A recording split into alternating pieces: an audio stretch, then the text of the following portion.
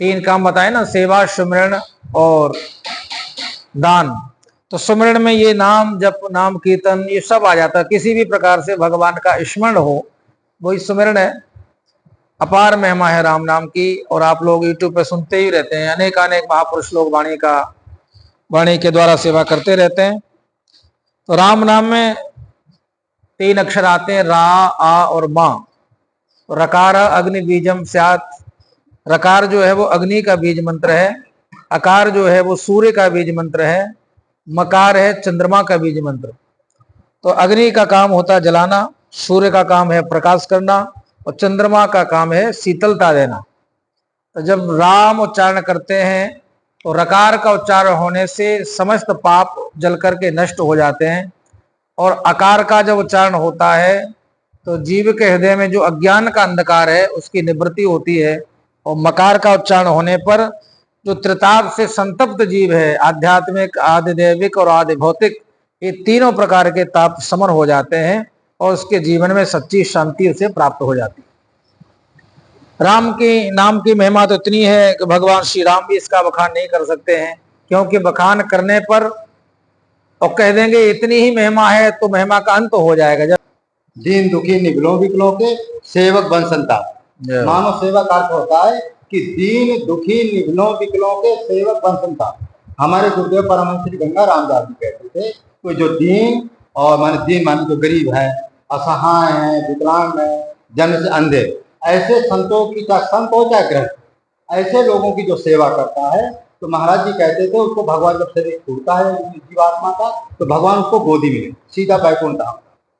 तो ये सेवा महाराज बड़ा दुर्लभ सेवा। विकलांग की सेवा करना, दीन दुखी की सेवा करना और अंधे अपाहिज की सेवा करना, ये बहुत ऊंची सेवा। इससे भगवान को पाने का बहुत सरल मार्ग, क्योंकि इसमें व्यक्ति को स्वयं दीन छोटा बनना पड़ता है। और जब आप छोटा बनेंगे तब भगवान दया। और जो पैसे से, देखो महाराज जी, पैसे और तन से सेवा का दो मार्ग। जो पैसे से सेवा करता है उसको स्वर्ग की प्राप्ति। जो आकाश में ये महाराज जी तारे देख रहे हैं, ये सब स्वर्ग के तारे। लोग कहते हैं स्वर्ग है क्या? ये जो आकाश में आप तारे देख रहे हैं ये सब स्वर्ग के तारे हैं। जब जीव यहाँ पुण्य करता है, कर्म करता है, तो आकाश में उसके लिए एक महल बन जाता है तारे के रूप में। और जब तक उसका पुण्य होता है तब तक वो आकाश में रहता है, आकाश में महल में स्वर्ग में रहता है। जब उसका पुण्य क्षीण हो जाता है फिर धरती में आकर के 84 लाख के योनियों में जाता है। इतना जरूर है कि जो स्वर्ग से जीव आता है वो माने संस्कारी हो। संस्कारी माने किसी भी योनि में होगा तो सुखी हो, चाहे माने बैल के रूप में होगा, चाहे गौ माता के रूप में होगा, चाहे बैल, किसी भी योनि में होगा वो सुखी होगा, स्वर्ग। और जो बैकुंठ की आयु क्या होती है, बैकुंठ में वो व्यक्ति जाता है जो महाराज जी हाथों से सेवा करता है। पैसे तो सेवा करे ठीक है, लेकिन हाथों से सेवा, जिस दीन दुखी की सेवा करना तो आपको स्वयं जाकर के सेवा करना पड़ेगा। उसको भोजन बना के खिलाना पड़ेगा, उसको मलहम पट्टी बनाना करना पड़ेगा, यहाँ तक कोई सामान की जरूरत स्वयं ला करके देना। जब स्वयं करोगे तो अब आपको बैकुंठ की प्राप्ति। महाराज जी बैकुंठ 4 प्रकार के। तो उस बैकुंठ में क्या है कि जो व्यक्ति तन से सेवा करता उसको जो है प्रथम बैकुंठ का बात होता है। उसकी आयु 23 करोड़ वर्ष। महाराज जी उसकी आयु 23 करोड़, और 23 करोड़ वर्ष में वो जीव क्या करता है, वहाँ बड़े महाराज जी के ग्रंथ में लिखा है परमहंस श्री रामदास जी की, वहाँ सोने की जमीन है, बिना आधार का झूला पड़ा हुआ है, और स्त्री पुरुष वहाँ 12 बरसते रहते हैं, बातचीत होती है। वहां पर नर नारायण लक्ष्मी नारायण रहते, उनका आपको प्रत्यक्ष रूप दर्शन होता है, और अपना वो झूला में पड़ा रहता है, और गले में एक माला डाल दिया जाता है। जब वो पुण्य क्षीण हो जाता है तो गले का माला जो अपने आप सूखता जाएगा, और जब सूख जाएगा, इतना जरूर कि जो बैकुंठ में जीव जाएगा वो मनुष्य योनि में ही उसका जन्म होगा। फिर अगले जन्म वो सत्कर्म करेगा, फिर अगले माने क्रम से प्रथम बैकुंठ, दूसरे बैकुंठ नहीं होता, जैसे कक्षा 1 2 3, उसी तरह हम लोगों की सीढ़ियां हैं। माने अभी हम जैसे प्रथम बैकुंठ में गए, माने दीन दुखी की सेवा किया तो प्रथम बैकुंठ में गए।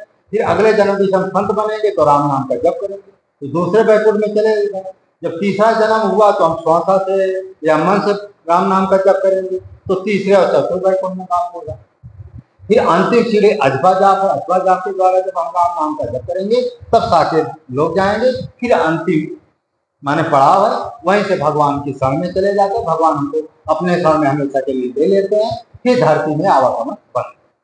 और कभी यदि आना भी पड़ेगा तो धर्म की रक्षा के लिए कभी कभी जैसे तुलसी कभी रैदास जी को भेजा गया है अवतार के अनुसार, उसी तरह कभी कभी भगवान अपने साथ हम लोगों को ले आते। तो इस तरह से अब महाराज जी हम इससे चर्चा करें। महाराज जी कुछ, तो महाराज जी नाम क्या है आपका? आचार्य प्रमोद दास। हमारे कथा व्यास है। हाँ जी। तो हमारे महाराज जी जो कथा व्यास है, इनका नाम कभी आपने सुन ही लिए है। ये हमारे साथ जो है काफी चित्रकूट में ब्रह्मकुंड है ना। हाँ जी। ब्रह्मकुंड है, तो वहां पर इन्होंने 40 एक बार लगभग 6 महीने का अनुष्ठान किया था। 7 महीने। अच्छा, एक बार इन्होंने 7 महीने का अनुष्ठान किया, एक बार इन्होंने 40 दिन का अनुष्ठान किया। और महाराज उसमें राम नाम का जप था कि कौन सा? 7 महीने वाले में 108 हनुमान जी को रामायण सुनाए थे। तो सर्वप्रथम मानव सेवा चैनल को देखने वाले सभी भक्तों को जय सिया राम। श्री सीतानाथ समारंभाम रामानंदार्य मध्यमाम अस्मदाचार्य पर्यंताम वंदे गुरु परंपराम। आज बहुत ही मन में प्रसन्नता हो रही है। परम पूज्य भगवत आराधना में संलग्न चित्रकूट में अखंड वास करने वाले श्री शत्रुघ्न दास जी महाराज जी से कल हमारे पास फोन आया कि वृंदावन आए हुए हैं। तो हमें तो बड़ी प्रसन्नता हुई, जाकर मिले। और आज हमने महाराज जी को आमंत्रित किया, कुटिया पर पधारना है। पूज्य महाराज श्री से 2011 से संपर्क है। महाराज जी चित्रकूट में अखंड वास करते हैं, बहुत कम आना जाना करते हैं। और हमारे राम जी कथा कीर्तन के माध्यम से अलग अलग जगहों पे जाते रहते हैं। और जब भी कथा कीर्तन से अवकाश मिलता है तो सीधा वृंदावन में निवास होता है। अपने कुटिया पागल बाबा मंदिर के पास में श्री सीताराम भवन है। आज संत पधारे तो मन में अत्यंत अपार हर्ष हो रहा है। और पूज्य महाराज जी ने जो बीड़ा उठाई संत सेवा की, तो बहुत से ऐसे लोग हैं जो संतों की सेवा करना चाहते हैं, पर उन्हें प्राप्त पता नहीं है कहाँ संत रह रहे हैं, कैसे वहां जाएंगे। तो वो धन महाराज जी को भेजते हैं और महाराज जी बराबर वीडियो पर दिखाते भी रहते हैं। जो कंदराओं में रह रहे हैं, पर्वतों पर रह रहे हैं संत साधक, उनके पास जाकर के भोजन आदि कंबल आदि की सेवा करते रहते हैं। कलयुग में 3 चीजें ही करनी है, सेवा, सुमिरन और दान। शरीर से सेवा करनी है, मन से भगवान के नाम रूप लीला धाम का स्मरण करना है, और आवश्यकता से ज्यादा जो भगवान ने धन दिया है वो दूसरों की सेवा के लिए दिया है। तो संत यही कहते हैं कि जो भगवान ने दिया है वो संत सेवा में, जन सेवा में पहुंच जाए, इससे बढ़कर कोई लाभ नहीं है। और सेवा का जो धर्म महाराज जी चर्चा कर रहे थे, सबसे सेवक धर्म कठोरा। सेवा करना सबसे कठिन काम है, क्योंकि जब तक अहंकार रहता है तब तक सेवा बनती नहीं है। सेवा जब तब बनती है जब दूसरों में भगवत भाव दिखाई देता है। हम जब भगवान के भाव से ही तो सेवा करते हैं, संतों की, गुरुजनों की, गौ माता की। तो आप सब लोगों का कितना सौभाग्य है, जहां जहां बैठे हैं वहीं से यत्किंचित अपनी श्रद्धा और सामर्थ्य के अनुसार पूज्य महाराज श्री के संकल्प में हम सब लोग जुड़े और इसको और आगे बढ़ाएं। और भगवान की कृपा से सब लोग इसी तरह सनातन की परंपरा को आगे बढ़ाते रहेंगे। महाराज जी तो राम नाम का खूब प्रचार भी करते हैं, क्योंकि 3 काम बताए ना, सेवा, सुमिरन और दान। तो सुमिरन में ये नाम जप, नाम कीर्तन, ये सब आ जाता है। किसी भी प्रकार से भगवान का स्मरण हो, वही सुमिरन है। अपार महिमा है राम नाम की। और आप लोग यूट्यूब पे सुनते ही रहते हैं, अनेक अनेक महापुरुष लोग वाणी के द्वारा सेवा करते रहते हैं। तो राम नाम में 3 अक्षर आते हैं, रा, आ और मा। रकार अग्नि बीजम स्यात्। रकार जो है वो अग्नि का बीज मंत्र है, अकार जो है वो सूर्य का बीज मंत्र है, मकार है चंद्रमा का बीज मंत्र। तो अग्नि का काम होता है जलाना, सूर्य का काम है प्रकाश करना, और चंद्रमा का काम है शीतलता देना। तो जब राम उच्चारण करते हैं तो रकार का उच्चारण होने से समस्त पाप जल करके नष्ट हो जाते हैं। और अकार का जब उच्चारण होता है तो जीव के हृदय में जो अज्ञान का अंधकार है उसकी निवृत्ति होती है। और मकार का उच्चारण होने पर जो त्रिताप से संतप्त जीव है, आध्यात्मिक, आदिदैविक और आदि भौतिक, ये तीनों प्रकार के ताप समन हो जाते हैं और उसके जीवन में सच्ची शांति उसे प्राप्त हो जाती है। राम की नाम की महिमा तो इतनी है कि भगवान श्री राम भी इसका बखान नहीं कर सकते हैं, क्योंकि बखान करने पर और कह देंगे इतनी ही महिमा है तो महिमा का अंत हो जाएगा, जबकि भगवान नाम की महिमा अनंत है। पर लेकिन वो अनंत जो नाम की महिमा है और उसकी जो व्यापकता है, उसकी जो विशेषता है, वो अपने आप समझ में नहीं आती। उसको जब संत कृपा करके अनुभव करके बताते हैं तो वो हम सबके लिए उपयोगी हो जाती है। जैसे गोस्वामी जी ने लिखा है, राम सिंधु घन सज्जन धीरा, चंदन हरि और संत समीरा। राम सिंधु, राम तत्व केवल सिंधु की तरह है, समुद्र की तरह। समुद्र में जाकर सीधे जाएं और उसमें स्नान करें, जल पिए तो बड़ा खारी लगेगा, लेकिन वही जब ऊपर वायु के माध्यम से और वायुमंडल में जाकर जो बादल बन जाता है वही जल, और फिर जब बरसता है तो वो सबके लिए सुखदायी होता है। इसे राम तत्व है। शास्त्र के जितना भी ज्ञान है वो समुद्र की तरह है, और संत लोग मेघ की तरह हैं, जगह जगह जाकर के उस आनंद की वर्षा करते हैं। तो बहुत ही आनंद है महाराज जी, हमें तो बड़ी प्रसन्नता हुई आपके इस कारण। हाँ जी, राधे जी की महिमा, राधे श्री जी की महिमा, और थोड़ा यहाँ चित्रकूट का जो है ये वृंदावन का थोड़ा 5 या 10 मिनट में हाँ जी, जो आपको अच्छा लगे जो यहाँ का है कुछ आप थोड़ा बांके बिहारी। हाँ, श्री धाम जो है पूरे ब्रज मंडल में श्री वृंदावन धाम सबसे प्रमुख जगह है, मध्यस्थ जगह है। ये भगवान श्री राधा कृष्ण की विहार स्थली है। चिन्मय है श्री वृंदावन धाम। तीर्थ और धाम में अंतर यह रहता है, जहाँ पर कोई ऋषि मुनि साधन करते हैं उस जगह को तीर्थ कहते हैं, और जहाँ भगवान का निज निवास है ठाकुर जी का, इसलिए इसको धाम कहते हैं। श्री वृंदावन भगवान राधा कृष्ण का नित्य विहार स्थली, नित्य धाम है। आज भी यहाँ पर निधिवन में, सेवा कुंज में, वहां पर नित्य सैया लगती है महाराज जी फूलों की। रात्रि को विश्राम के समय और फूल रखते हैं, दातों रखते हैं, और सुबह जब 5 बजे दरवाजा खोला जाता है तो वो जैसे कोई इस पर विश्राम किए हुए, मतलब ठाकुर जी इस पर विश्राम करते हैं। और कई लोगों को विश्वास नहीं हुआ तो रात्रि में कैमरा लगाया, और जब प्रातःकाल देखा तो वैसा ही दर्शन हुआ। तो ये धाम की अद्भुत महिमा है अपने आप में। जैसे भगवान के नाम, रूप, लीला और धाम 4 वस्तुएं हैं, तो धाम की महिमा सबसे श्रेष्ठ है। धाम में अगर कोई रहता है साधक तो यहाँ संतों के दर्शन सहज में हो जाते हैं। राधे राधे के नाम का कीर्तन हो रहा है, सहज में प्राप्त हो रहा है। जगह जगह रासलीलाएं हो रही हैं तो लीला का भी दर्शन हो रहा है, रूप का दर्शन हो रहा है। बाकी भी कभी कोई ऐसा भक्त पहुंच जाते, कभी कोई गायब भी हो जाते, क्या बात है? नहीं, अभी तो बहुत दिनों से ऐसी कोई घटना नहीं हुई है। पहले कई बार ऐसे चमत्कार हुए कि कोई भक्त गाए तो उनके सामने बीच बीच में पर्दा इसीलिए कर देते, ऐसा भाव है कि कोई अच्छा किसी कीर्तन करे, ठाकुर जी रीझ कर उसके साथ न चल दे। क्योंकि स्वामी श्री हरिदास जी महाराज ने निधिवन में बिहारी जी को प्रकट किया था। वहां जाकर के श्री हरिदास जी महाराज तो परम भ्रष्टाचार्य रहे, श्री ललिता सखी के अवतार रहे, तो वो भजन कीर्तन गाते थे तो बिहारी जी कीर्तन ताली बजाते थे। एक और कीर्तन के बाद में कीर्तन को विश्राम करके आते थे। एक दिन वो कीर्तन करते करते वहां से चल दिए, ध्यान नहीं रहा विश्राम करने का, तो बिहारी जी चलते चलते पीछे आ गए। इसलिए अभी जहाँ मंदिर है वहां बिहारी जी हैं। पहले थे निधिवन में प्रकट हुए, हरिदास जी के पीछे कीर्तन सुनते सुनते यहाँ तक आ गए। बिहारी जी ने कहा अब तो हमको यहीं रहना है, वही मंदिर बनाया। फिर भक्तों के मन में आई कहीं ऐसा ना हो कि और कोई भक्त कीर्तन गाने उनके साथ में चल जाए, तो बीच बीच में इसलिए पर्दा लगाते रहते। 1-2 मिनट में पर्दा, आंखों से आंखें ज्यादा नहीं मिलने देंगे तो किसी का प्यार नहीं होगा, दर्शन करके चले जाए लोग। तो श्री जी की जो महिमा के बारे में आप कह रहे हैं, हाँ राधे जी, उनको हम लोग श्री जी बोलते हैं। तो सेवा कुंज में जो है वो श्री जी की ही प्रधान वहां पर लीला है, इसलिए वहां पर उसका नाम रखा सेवा कुंज। संपूर्ण जगत भगवान कृष्ण की सेवा करता है, और वहां कन्हैया भी श्री जी की सेवा कर रहे हैं। उनके जब रासलीला में थकान हो गई तो उनके चरण पर हाथ रखा, चरण दबाए, सेवा की, इसलिए उसके जगह का नाम हो गया सेवा कुंज। आज भी वहां छवि का दर्शन करेंगे तो बिहारी जी, ठाकुर जी श्री जी के पैर पर अपना हाथ रखे हैं और उनको सेवा कर रहे हैं। यहाँ के संतों से सुना है हमने, जैसे 3 तरह के कोर्ट होते हैं। एक लोअर कोर्ट होता है, एक हाई कोर्ट होता है, फिर होता है सुप्रीम कोर्ट।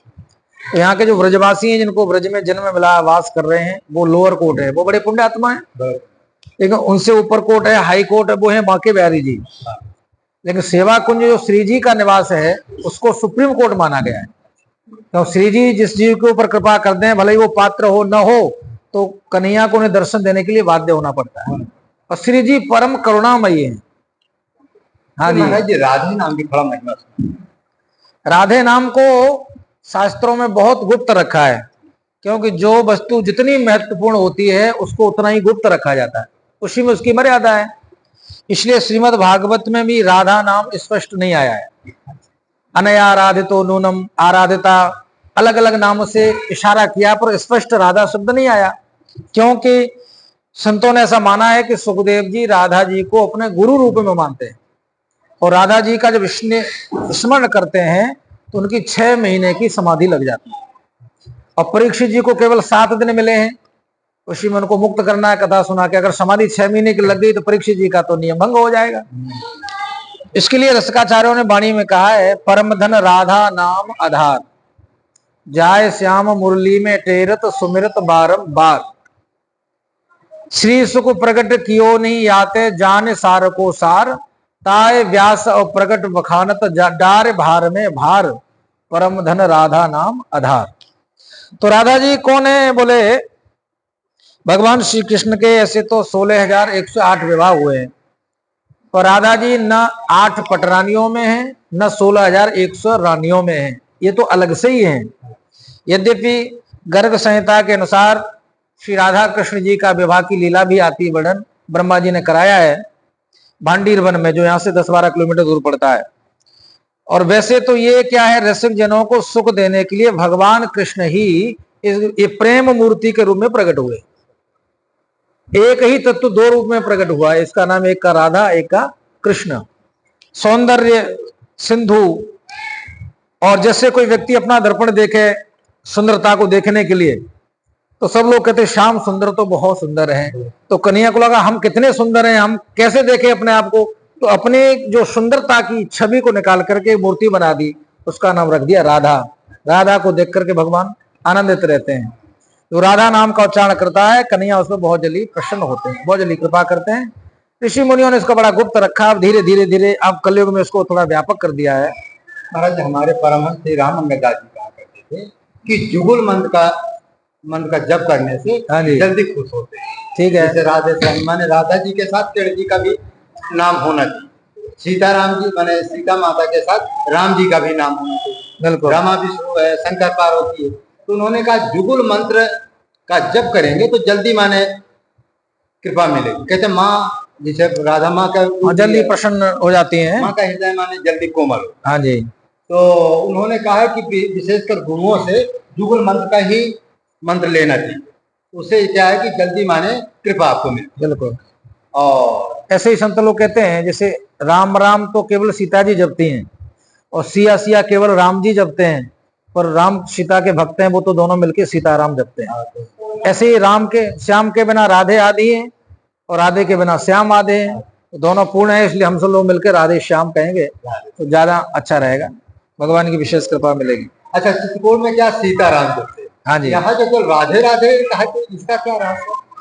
नहीं, राधे राधे जपते हैं जब भगवान श्री कृष्ण यहाँ 11 साल और कुछ महीने लीला करने के बाद द्वारका में चले गए, तो यहाँ मुख्य रूप से राज श्री राधा जी कह रहा है। अच्छा, ये बात। हाँ, वैसे उपासक लोग यहाँ ब्रजवासी राधे श्याम बोलते हैं, बाबा राधे श्याम ऐसा बोलते हैं, पर मुख्य रूप से राधे राधे जी का रखा है। राधे राधे। क्यों, कन्हैया तो थोड़े से लीला पुरुषोत्तम है ना, कहीं रूठ के चले भी जाएं, कहीं काम से भी चले जाएं, पर राधा जी इतनी दयालु हैं, वो ब्रज छोड़ के कहीं जाती नहीं है। अच्छा, कुछ लोग महाराज जी राज से राधे, अम्मा से माधव भी उसमें जोड़ दिए हैं। वो राम शब्द में है, दोनों को अभिन्नता दिखाई है। राम में राधा वसत है, माँ में माधव जान, राम कहें दोनों मिले राधा माधव आन। तो उसके लिए जैसे कई लोग क्या है महाराज जी, जिन्हें थोड़ा शास्त्रों को बोध नहीं, संतों से नहीं जुड़े हैं, वो राम कृष्ण में भेद मानते हैं। यद्यपि भेद है नहीं, क्योंकि भगवत गीता में स्वयं भगवान कृष्ण कहते हैं राम शस्त्र भृताम्य हम, शस्त्रधारियों में मैं ही राम हूँ। अब कन्हैया खुद कह रहे कि मैं ही राम हूँ, तो राम कृष्ण में कोई भेद है ही नहीं। और जो सच्चे सरल साधक हैं, सुलझे हुए, वो तो राम कृष्ण नारायण में कोई भेद मानते नहीं। महाराज कल वो जो मोहनदास बता रहे थे, हाँ जी, यहाँ वृंदावन में एक संत थे, लेकिन वो क्या है कि राम जी के उपासक। रोज उनके मन में था कि कहाँ से मैं जो है ये वृंदावन की नगरी, कृष्ण भगवान की नगरी में आ गया और मैं राम को उपासक हूँ। तो एक दिन क्या हुआ, कृष्ण भगवान प्रकट हुआ, कहा तुम क्यों चिंता करते हो, मैं ही राम हूँ, मैं ही कैसे हूँ, मैं ही राम हूँ, मैं ही कैसे हूँ, तो मैंने द्वैतवाद क्यों लाते हो? तो मैं हूँ वही राम। भैया भैया भाई चलो, तो इस तरह से तो हमारे व्यास जी ने सत्य कहा, जो राम जी है वही किरण जी है, जो किरण जी का। और एक चीज है, गुरु नानक जी की बाणी है कि राम कृष्ण और भरत, राम कृष्ण और भरत ही, राम कृष्ण और भरत ही, भरत एक ही जान, राम कृष्ण और विष्णु जी, भरत एक ही जान, या में जो संशय करे जावे को मान। जो राम जी को, किरण जी को, विष्णु जी को, भरत को अलग अलग मानता है, तो गुरु नानक जी कहते हैं जावे को मान। यदि अलग अलग द्वैतवाद रखता है तो खूब मानो, 84 चक्कर में पीसता है। इसलिए राम जी और किरण जी, विष्णु जी माना जाता है। एक बार महाराज जी आपसे, ये ग्रंथ में शायद आप नहीं देखेंगे, तो जो साकेत बिहारी राम जी हैं, हमारे बड़े महाराज जी ग्रंथ में हैं, परम श्री राम जी, जो साकेत बिहारी राम जी है वो 3 रूपों में, वो अष्ट माने माने उनका जो भुजा है अष्टभुज में। तो उसमें क्या है कि मतलब धनुष बाण भी लिए हैं, मुरली भी लिए हैं, सुदर्शन चक्र, कौमदी गदा भी। और राम जी, किरण जी, विष्णु का संयुक्त रूप, और वहां जानकी जी अष्टभुज में है, माने राम माने जानकी जी का रूप और राधा जी का रूप और कमला लक्ष्मी जी का रूप। तो इससे भी सिद्ध होता है कि राम जी, किरण जी, विष्णु एक ही है। और उसमें देखा जाए तो माने जानकी जी और राधे जी और लक्ष्मी जी, ये भी तीनों एक है। तो जो लोग आप कहते हैं ना कि अलग अलग, अलग कुछ नहीं महाराज, जैसे आपके 3 नाम रख दिए, उसी तरह राम जी के, वही राम जी है, वही किरण जी है, वही विष्णु। तत्व रूप में एक ही है, बाकी कार्य और लीला के हिसाब से अनेक रूप उनके जैसे भाई आपके यहाँ नहीं प्रधानमंत्री होता 3 कार्य देते, हाँ ऐसे रहता या भाई भगवान है तो 3 रूप धारण कर लिए। माने राम जी जो है किरण जी धारण किया, अच्छा राम जी किया का कहते हैं, यहाँ नाम हम श्याम है, वहां नाम हम राम। मैं जो मैंने गोलोक बिहारी राम हूँ, गोलोक बिहारी सिद्धेश हूँ, यहाँ तो मेरा किरण जी नाम है, लेकिन वहां नाम हम राम, जो साकेत बिहारी राम हूँ वो भी मैं राम हूँ। माने यहाँ भी मैं हूँ, वहां भी मैं हूँ भाई, एक ही बात है। तो महाराज जी एक दो कथावाचक है, कथावाचक नहीं मैंने संत लोग हैं, किरण जी को और राम जी को अलग अलग मानते। तो आप सुने होंगे हमारे चित्रकूट में भी एक रामदास जी, सबको जानता, पूरा वो राम जी को, किरण जी को छोटा बड़ा मानते। तो उसमें कई बार उनका ये छोटा बड़ा मानना महाराज जी एक तरह की नासमझी है। क्योंकि जब वो एक ही तत्व है वो उसको छोटा बड़ा कैसे मान सकते हैं? नहीं, उसमें कई लोग उसमें क्या करते हैं महाराज जी, भगवान कृष्ण को कहते हैं ये 16 कलाओं से हैं, राम जी को कहते हैं 12 कलाओं से हैं। ऐसा कहीं कोई वर्णन नहीं है। केवल सूर्य वंश में अवतार लेने के कारण सूर्य की 12 कलाएं हैं, तो लोग उनको 12 कला के कहते हैं।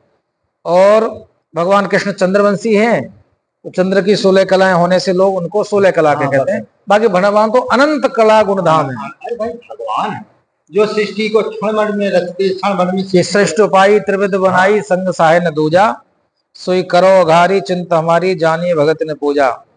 तो अनंत कला गुणधाम है, ऐसा उनमें भेद नहीं रखना चाहिए। आप सब लोग बड़े ही सौभाग्यशाली हैं, ऐसे संतों से जुड़े हुए हैं, और इसी तरह से संतों की और गायों की, सनातन की रक्षा में इस तरह तत्पर रहिए। बहुत ही आनंद आया महाराज जी। अच्छा राधे जी हमारे एक बार हमारे दादा गुरु जी के सामने युधिष्ठिर जी प्रकट हुए।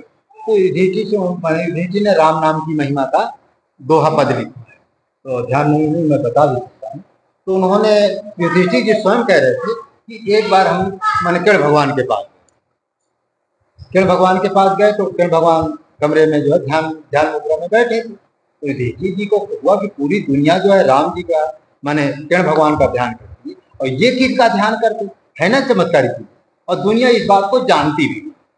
तो एक बार क्या लौटा, दोबारा जब युधिष्ठिर जी गए तो उन्होंने कहा देखिए पूरी सृष्टि कुछ भी करे, लेकिन मैं भी उसी राम नाम का ध्यान करता हूँ। माने भगवान किरण जी ने कहा कि मैं भी राम नाम का ध्यान करता हूँ, और राम नाम की शक्ति से, ये जो मैं गोवर्धन पर्वत उठा लिया, जो भी चमत्कार होता है, मैं राम नाम की शक्ति से ही सब कुछ करता हूँ। और जो मुझ में शक्ति है, या राधे जी में शक्ति है, या जो भी हम देवी देवताओं में शक्ति है, सब में केवल राम नाम की शक्ति है, और राम नाम में और हमें कोई भेद नहीं है। वही राम है, वही कृष्ण है, कोई अंतर नहीं। जो शक्तियां हैं केवल राम नाम। महाराज एक चीज और माने बूढ़ रास है कि जब सृष्टि नहीं थी तब भी वो राम नाम था, और जब सृष्टि नहीं रहेगी तब भी वो राम नाम। और एक बूढ़ रास और है, लोग ओंकार, ओम नहीं है ओम, तो उसमें लिखा है कि कोई ओंकार का प्राण बताए। जो ओंकार में प्राण है, जो शक्ति है, वो भी राम नाम से ही आती है। महारामायण में श्लोक आया ना, राम नामना समत्पन्नो प्रणवो मोक्षदायक। राम नाम से ही मोक्षदायी प्रणव का उत्पत्ति हुई है। तो राम नाम अनादि है, अनंत है। क्योंकि भगवान प्रहलाद जी, ऐसे कथा से ही समझ लो, प्रहलाद जी के लिए वर्णन आता है, प्रहलाद जी राम नाम का जप करते हैं। भगत शिरोमन भे प्रहलादु। तो प्रहलाद जी का अवतार, उनका जो जन्म है वो सतयुग की घटना है, और प्रभु श्री राम आए त्रेता में। तो ये सतयुग पहले आया, त्रेता बाद में आया। इसका मतलब त्रेता में अगर राम जी दशरथ जी के बेटा बने तब राम नाम रखा, तो सतयुग वाली घटना कैसे हुई? इसका मतलब है कि राम नाम उनका रखा गया, वो भी पूर्ण राम है, लेकिन राम नाम तो अनादि अनंत है, और ये युग बदलते रहते हैं इस तरह से। वही हमने कहा कि इतना ही रखो। नहीं थी, जब सृष्टि नहीं थी तब भी वो राम नाम था, जब सृष्टि नहीं रहेगी तब भी वो राम नाम रहेगा। जो बड़े बड़े ब्रह्मा विष्णु महेश श्री राम नाम का जप करते हैं। और महाराज जी यहाँ तक कि राम जी स्वयं अपने ही नाम का जो है माने ध्यान करते हैं और अपना जप करते, उसी राम नाम। अच्छा, राम जी नाम रूप सहित है, जो राम जी हमारे हैं ना, वो नाम रूप सहित, उनका रूप भी राम जी का है और नाम भी शक्ति सब कुछ। वो चिदानंदमय देह तुम्हारी है ना, चिदमय देह है, तो सामान्य प्राकृत नहीं होते। और जानकी जी के पास भी जो शक्ति वो सब राम नाम से। देखो भगवान के हम प्रिय क्यों? यदि हम राम नाम का जप करते तो भगवान धीमे धीमे राम नाम का जप करते करते महाराज हमारी आत्मा स्वयं राममय हो जाए। बिल्कुल। जानत तुम्हें तुम्हें हो जाई, सोई जाने जी देव जनाई। तो उसी तरह से होता है, जब व्यक्ति राम नाम का स्मरण करते हुए ध्यान करते करते धीमे धीमे जब कड़कड़ में परमात्मा राम को देखने लगता है तो स्वयं राम में हो जाता, राम जैसा हो जाता। फिर भगवान राम जी अपने धाम ले जाते हैं। वहां महाराज जी साके लोग का वर्णन में थोड़ा सा सुना रहा हूँ। अब कीर्तन 2 मिनट कर दो। सियावर रामचंद्र भगवान की जय। बहुत आनंद आया। पूज्य महाराज श्री पधारे, सत्यगुणदास जी महाराज। आप सब लोग इसी तरह से चैनल से जुड़ते रहिए और संतों की सेवा करते रहिए। 2 मिनट अब राम नाम कितनी महिमा महाराज जी ने कही है, तो 2 मिनट कीर्तन होना आवश्यक है। श्री राम जय जय राम, श्री राम जय राम जय जय राम। राम, श्री राम जय राम, श्री राम राम, श्री राम जय राम श्री राम जय। श्यावर रामचंद्र भगवान की जय। श्री हनुमान जी महाराज की जय। सब संत भक्त वैष्णवों की जय। जय जय श्री सीताराम, श्री राधे श्याम।